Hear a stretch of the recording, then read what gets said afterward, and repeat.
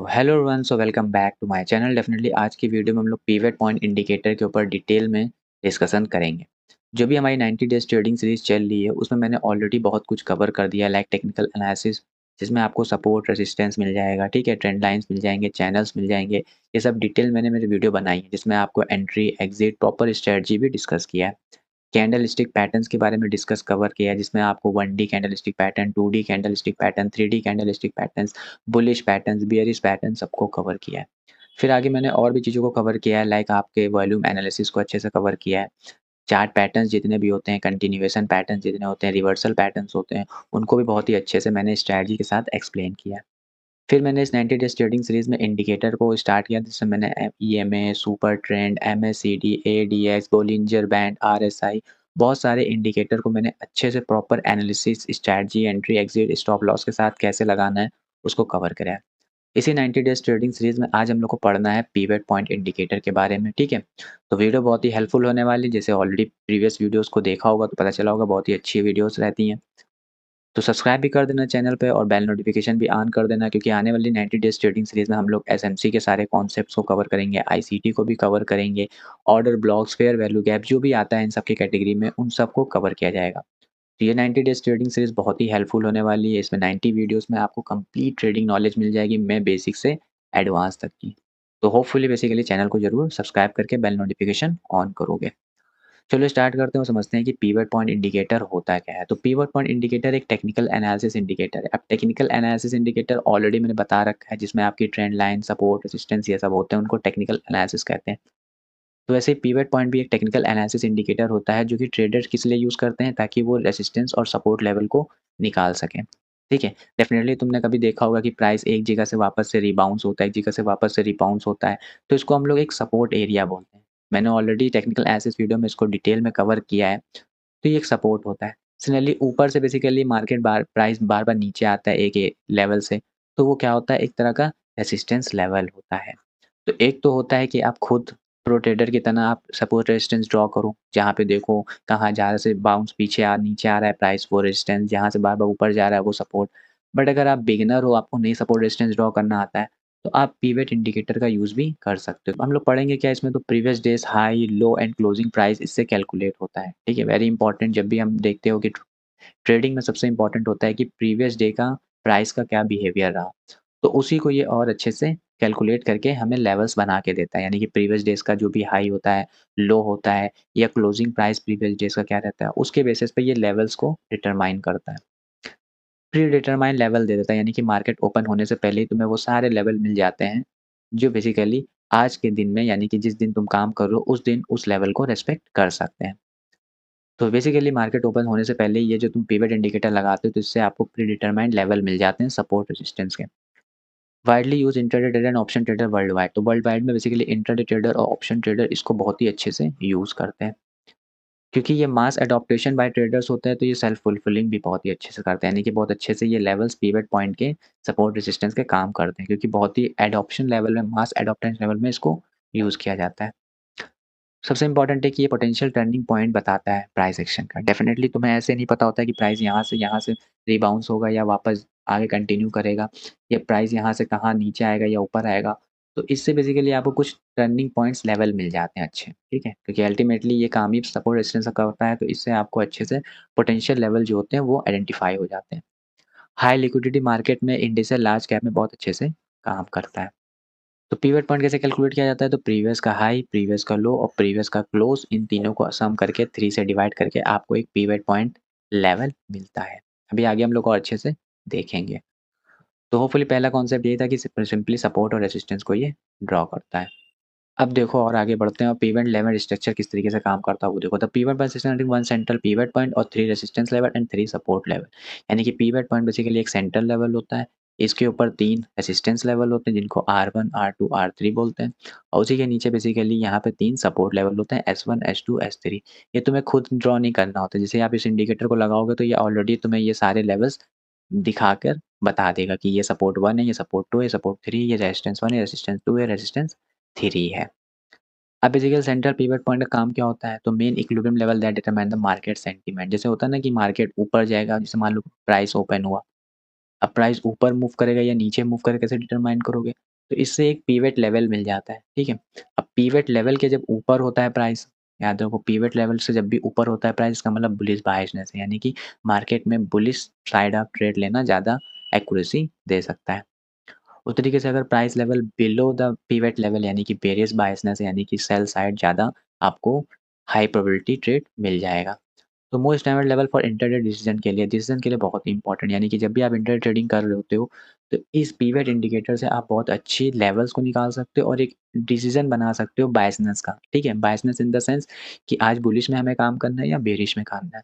तो अगर pivot point के ऊपर प्राइस चल रहा है तो सिंपल है, यहाँ पे हमें आज के दिन बुलिश बायसनेस की तरफ जाना है, यानी कि बुलिश साइड ही ट्रेड प्रेफर करना है, एंट्री हमें खोजनी है। और अगर पीवट पॉइंट के नीचे प्राइस चल रहा है तो सिंपली यहाँ पे बेयरिश बायसनेस है, इसका मतलब सिंपल है कि आज हमें बेयरिश साइड यानी सेल साइड के लिए ही एक्टिविटी करनी है। अब रेजिस्टेंस लेवल की बात कर लेते हैं, तो इसमें R1 रेजिस्टेंस होता है जो पहला पिवट पॉइंट के ऊपर लेवल का होता है। सेकंड रेजिस्टेंस जो होता है वो स्ट्रॉन्गर होता है R1 से, और third resistance basically extreme bullish level होता है, यानी कि पिवट पॉइंट था, अब इसके ऊपर प्राइस चल रहा है। तो अगर बुलिश बायसनेस के साथ जा रहा है तो पहले वो R1 को रिस्पेक्ट करेगा, और R1 को रिस्पेक्ट करने के अगर वो नीचे आया लेकिन वापस से वो इसको तोड़ दिया तो फिर वो R2 तक की जाएगा, और R2 पे भी अगर बेसिकली कंसोलिडेट करके अगर नीचे आया लेकिन वापस से इसको तोड़ दिया तो वो फिर R3 की तरफ जाएगा। और अगर R3 को इसने तोड़ दिया तब तो फिर पूरे बहुत तरह से बुलिश ट्रेंड है ही कंटिन्यू रहेगा आज, ठीक है? तो इस तरीके से R1 थोड़ा वीक होता है, R2 उससे स्ट्रॉन्ग होता है, R3 सबसे स्ट्रॉन्ग होता है। तो अगर R3 को ब्रेक करता है तो उसका मतलब सिंपली आप बुलिश साइड जा सकते हो। तो बेसिकली पिवट पॉइंट के ऊपर प्राइस तो बाय ट्रेड करना है, पहला टारगेट R1 रख सकते हो, दूसरा टारगेट अगर R1 को भी ब्रेक करता है तो R2 की तरफ जा सकते हो टारगेट के लिए, अगर R2 ब्रेक करता है तो R3 की तरफ जा सकते हो, और अगर R3 को भी ब्रेक कर दिया देन आप बुलिश साइड ही कंटिन्यू रह सकते हो। तो इस तरीके से आप बेसिकली प्राइस ओपन फॉलोइंग करता है selling pressure at this level. तो डेफिनिटली बेसिकली जो रेजिस्टेंस लेवल होते हैं इनमें एक सेलिंग प्रेशर आता है, बट अगर सेलिंग प्रेशर सस्टेन हो जाता है इसके ऊपर और ब्रेक कर देता है तो फिर आप नेक्स्ट रेजिस्टेंस टारगेट रख सकते हो। सो सेंट्रल पिवट पॉइंट समझ में आ गया, बुलिश बायसनेस समझ में आ गई, बेरिश बायसनेस समझ में आ गई, डिसीजन लेने के मतलब बायसनेस डिसीजन लेना समझ में आ गया, रेजिस्टेंस किस तरीके से काम करते हैं वो समझ में आ गया। अब चलते हैं सपोर्ट की तरफ।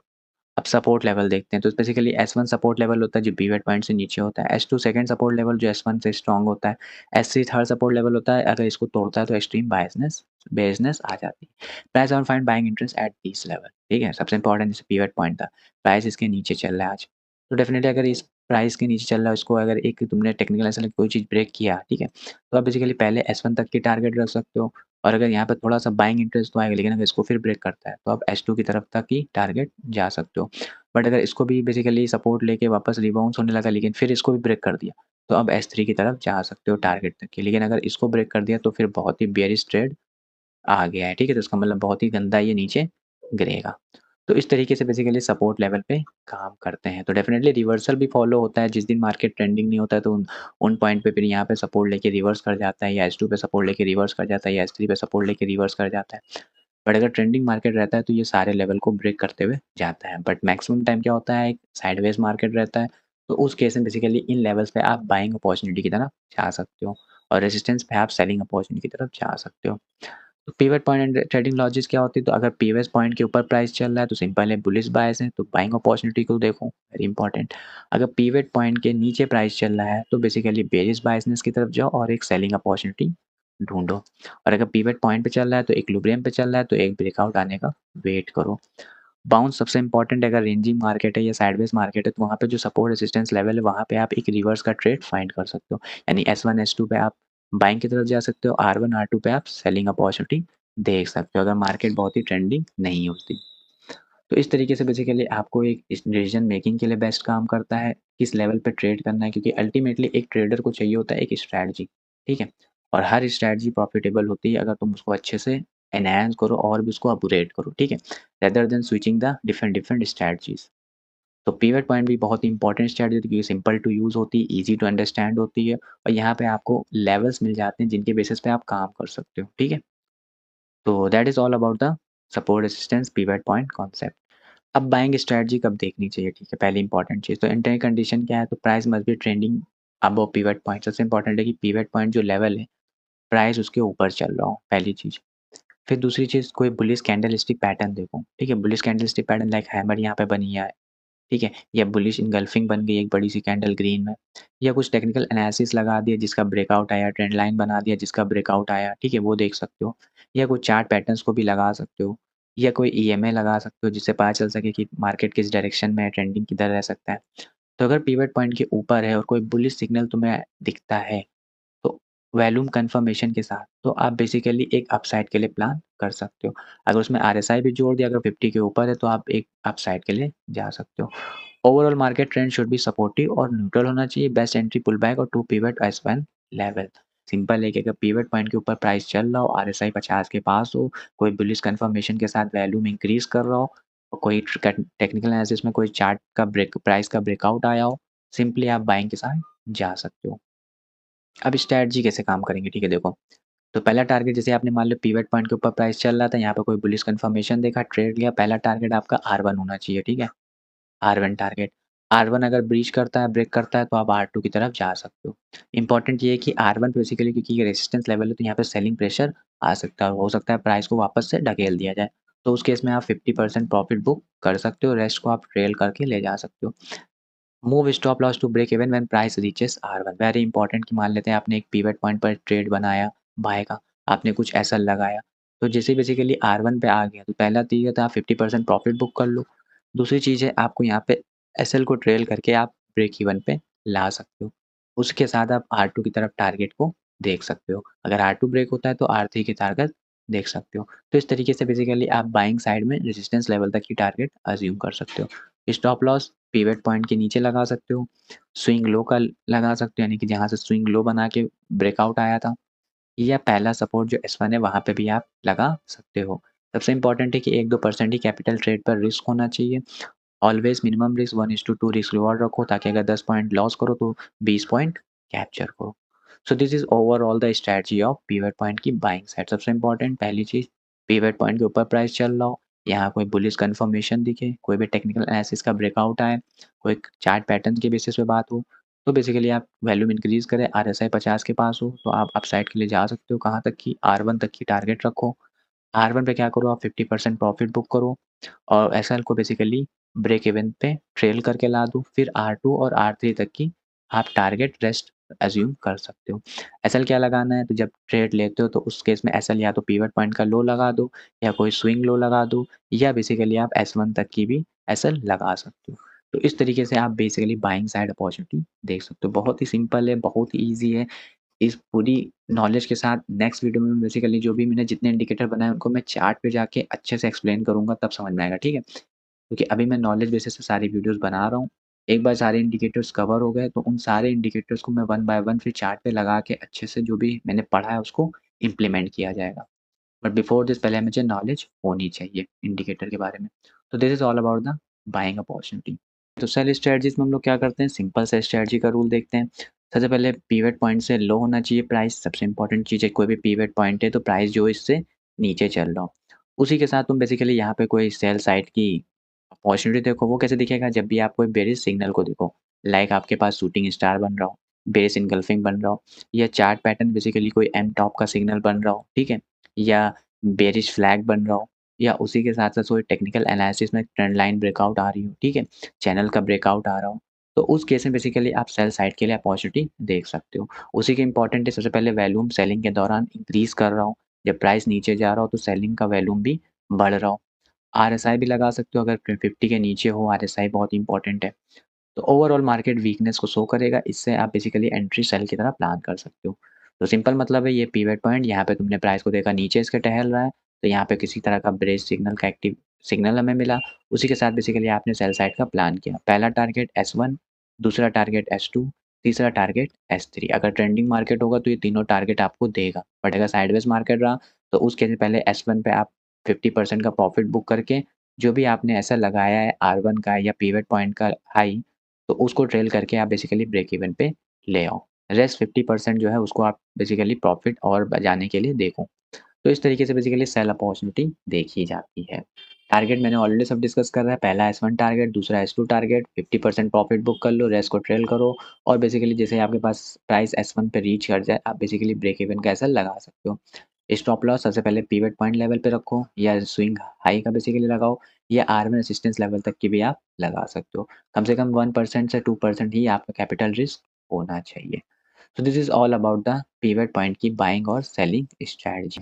आज यहीं तक रखते हैं, ठीक है? यहाँ पे मैंने बेसिकली हम लोग ने क्या-क्या सीख लिया आज, तो हम लोगों ने पिवट पॉइंट इंडिकेटर को समझा, जो सिंपली बताता है इंट्राडे ट्रेडिंग में आपको सपोर्ट और रेजिस्टेंस लेवल मार्क करके देता है। फिर यहाँ पे मैंने डिस्कस करा, यहाँ पे 3 सपोर्ट रेजिस्टेंस लेवल होते हैं। सबसे पहले एक पिवट पॉइंट होता है, फिर इस पे एक R1 resistance, R2 resistance, R3 होता है। उसी तरीके से S1 सपोर्ट, S2 सपोर्ट और S3 सपोर्ट होता है। तो इस तरीके से ये पिवट इंडिकेटर आपका दिखता है।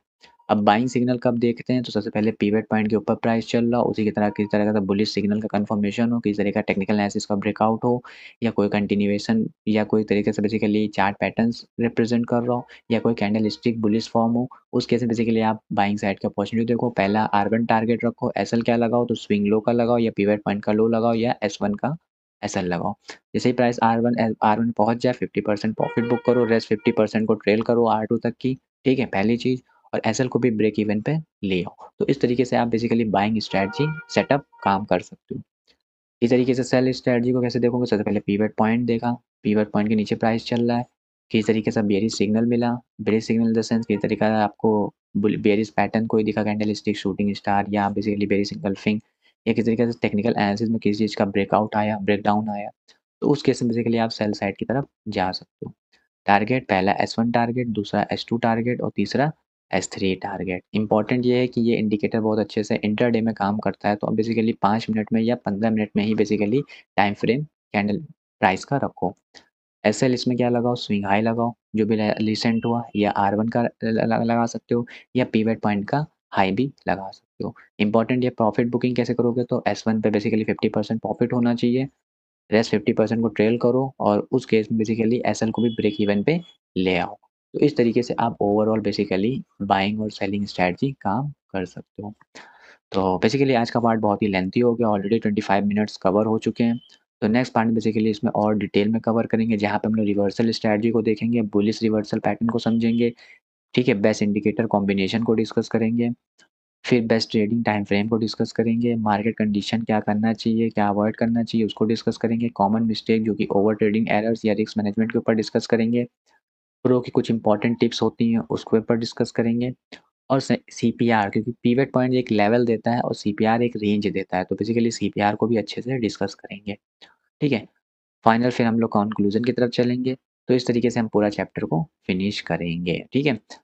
तो डेफ़िनेटली बेसिकली ये पूरी वीडियो जो भी रही है सिर्फ़ एजुकेशनल पर्पज़ के लिए वीडियो बनी थी और पिवट पॉइंट की जो मैंने बेसिक कॉन्सेप्ट से समझाया अभी आज बाइंग और सेलिंग, तो ये हम कह सकते हैं ये पहला पार्ट था। नेक्स्ट पार्ट में इसको और एडवांस लेवल पे हम लोग लेकर जाएँगे।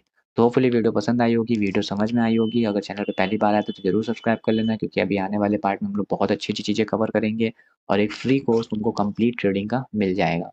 और बेसिकली वीडियो पसंद आई तो लाइक भी करना और किसी तरीके का डाउट या वीडियो समझ में नहीं आई तो डेफ़िनेटली बता देना, मैं कमेंट में। अब मैं क्या करूँगा, जितने मैंने इंडिकेटर पढ़ाए हैं उन इंडिकेटर को मैं डायरेक्टली चार्ट पे लगाकर एक्सप्लेनेशन दूँगा, ठीक है? क्योंकि ऑलरेडी तुम्हें इंडिकेटर का बेसिक नॉलेज हो चुका है हर इंडिकेटर के बारे में, ठीक है? चाहे कोई भी इंडिकेटर हो तुम्हें पता है वो इंडिकेटर किस तरीके से काम करता है, कौन टाइप का इंडिकेटर है, वोलेटिलिटी है, ट्रेंड है या वैल्यूम है, ठीक है? तो उस बेसिस पे आप बेसिकली ट्रेंड भी पता कर चुके हो। तो अब मैं क्या करूँगा, आने वाले पार्ट में बेसिकली जितने भी इंडिकेटर को डायरेक्टली चार्ट पे लगा के मैं सिंपल शॉर्ट फॉर्म में वीडियोज़ बनाऊँगा और उसमें दिखाऊँगा कैसे कैंडल इंडिकेटर काम करता है। बट बिफोर दिस हमें हर इंडिकेटर की नॉलेज होनी चाहिए, ठीक है? तो पिवट पॉइंट ट्रेडिंग स्ट्रैटेजी बहुत इंपॉर्टेंट थी। Thank you for watching this video. If you have like this video, please hit the right button, share and subscribe to this channel ताकि आने वाली वीडियोज़ का नोटिफिकेशन तुम्हें मिल सके। तो hopefully thank you. Happy learning, happy trading.